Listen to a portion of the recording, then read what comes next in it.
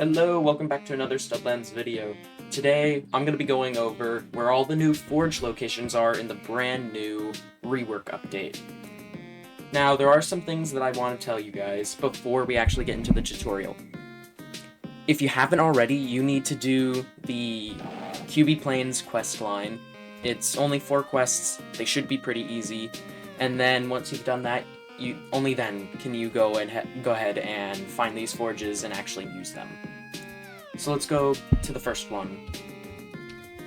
So, I will be going in, like, order. I'm gonna do Spawn, Cubetown, Flowey, Redwood, the works, you know.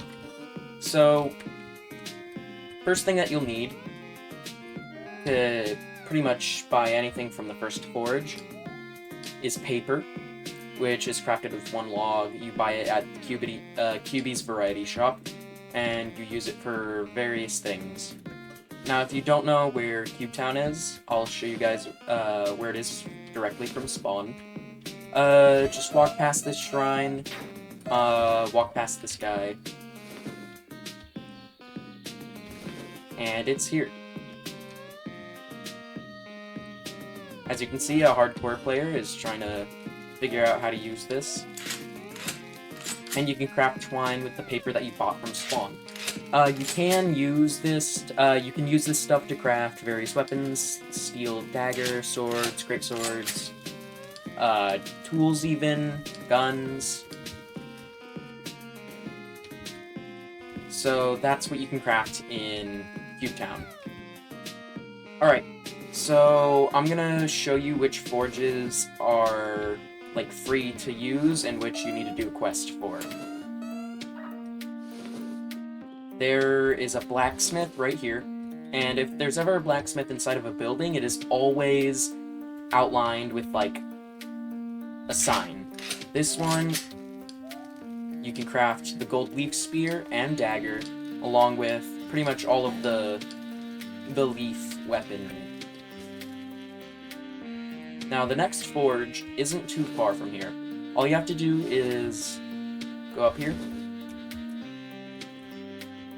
find your way up here. There's a easier way to get up here, around that area.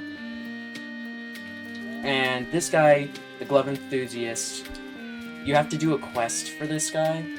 There's also a flame warp here, so you guys should unlock that.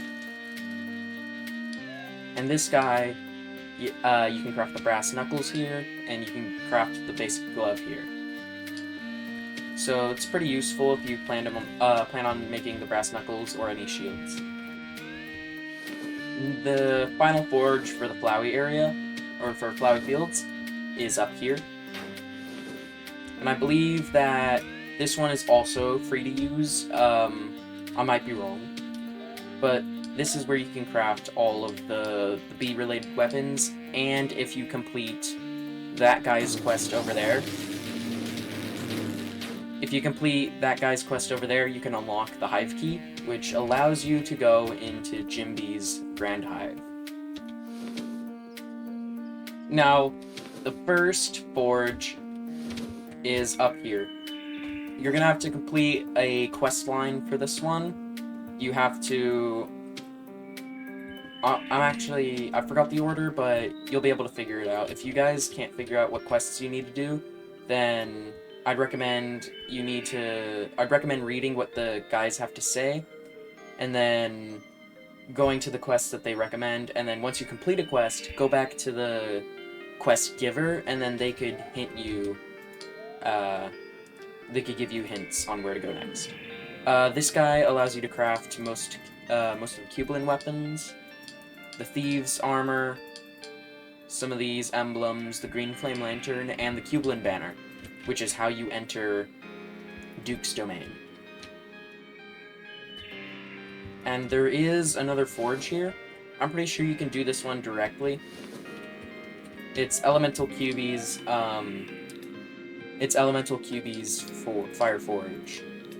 Craft various weapons, including the Scarlet Steel tools, and Lightning Rod, and Lightning Essence. There may be a forge in Hell. I'll be sure to check with that later. I haven't seen it yet. But on to the next area. Alright. So the next forge is either... Actually, there's either one or two forges here. But I know there's at least one. Over here's the pawn shop. You can sell some stuff. And right here is Balzo's Forge. You can craft various swamp-related weapons, like the Earth Mace, the Overgrown Crossbow, Ghastly Dagger. This is where you can get the Advanced Gear upgrade, which is pretty useful. And, of course, the Awakened Hydrite armor. Now, there is a guy over here. I forgot if he actually... Okay, no, he doesn't. I was wrong. So, all there is here is the Balzo's Forge. Now, if you don't know where any of these Flame Warp locations are, I do have a tutorial. I'll pin it on the screen right here. I do have a already existing tutorial, so you should grab that, or watch that tutorial when you can. Blacksmith. I haven't gotten this one yet. I haven't come around to doing this quest, but I assume this is where you can craft the Mystic tools and various other... Alright. The next location is going... There's actually two forges here. Not that one. That one's broken. The first forge is over in the town. You can already see the smoke from the blacksmith. And this guy allows you to craft all the midnight gear, like the midnight katana, bow, Fan's Passion, even the Balzo Slayer and both of the laser weapons. Even my even my iconic armor is craftable here. And hey, whoa, hold on. They actually made it way easier to get Dartanium. That's a good update. And this is where you can craft some strange jewels, so that's always good. And platinum ingots. The next forge, or anvil rather, is it's right over here, over by the inn.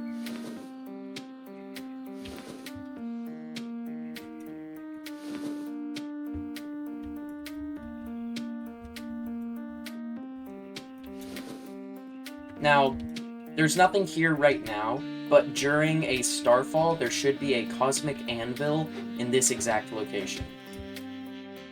And that anvil will give you quests, whatever. It'll give you a quest called the Anvil's Call, and you just have to mine a couple of, like, basically all of the, stars and shards. And once you do that, you'll be able to unlock all the various weaponry and lunar stuff, like Crescent of Illumination or Starshooter armor. Now, in the Glimmering tundra, you can immediately see this guy's forge.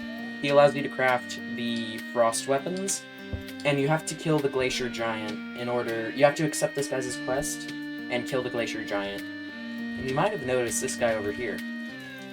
That's me! They added me to the game! Dude, I am so happy about this. Flaggy, thank you so much. Yeah, they added me to the game. Yeah. Anyways, I'm gonna lead you over to the other forge, which is over this way. I'll switch over to this one.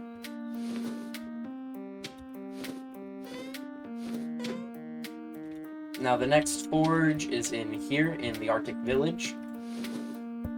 Go up these stairs. It's where the store used to be here. The blacksmith. He allows you to craft the Frost Fang Blade, Icicle Spear, Cryo Crossbow, the other stuff. This is where you can craft the Glacier Heart too, which is really good, and also tin ingots. And also recraft the Eternium gear, which is really useful. Now, the desert is unique in that you have to do a bit of exploring in order to find your way to the forge. Now, from the shadow, from Cinder Hollow, you're going to want to come over here, past this area.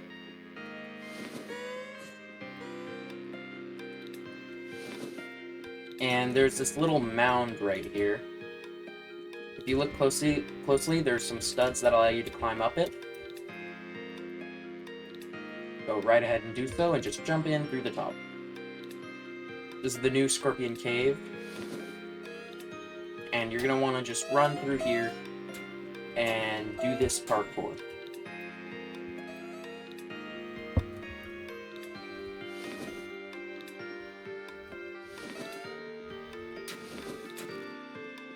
Ignore the scorpions if you can, or if you want some other items, then don't.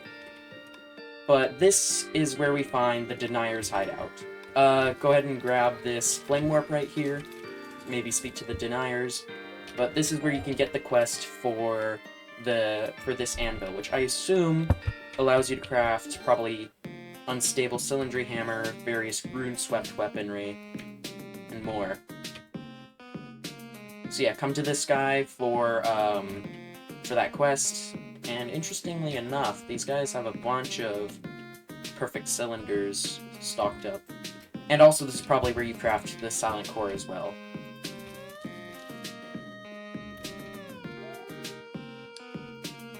We've lost many people. Now, Cacti Forest's anvil is pretty easy to find. All you really have to do is climb up this hill, and it's right here. And this will allow you to craft the Dwarvish Dictionary and various cactus weapons, including some very bizarre bone blades.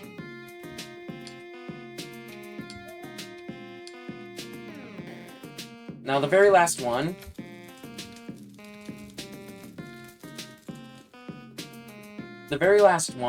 is less of a forge and more of a shop. Actually, no, there is a forge over there. So there's two places to get stuff here. As you can see, you can craft the bucket of crab flesh here, the carbon fishing rod, coconut hat, various things, you know all of that. But over here... Ooh, I almost fell off. Is the pirate blacksmith, which he allows you to craft the thunder bow, the trident of the deep, the reinforced anchor, and the heart of the sea, which I can actually craft, but I'm not gonna. And that should be every forge location. If I missed one, make sure to tell me in the comments. And make sure to like, subscribe, join the Discord, both the Studlandian Discord server and the Studcord server. And I'll see you guys in the next video.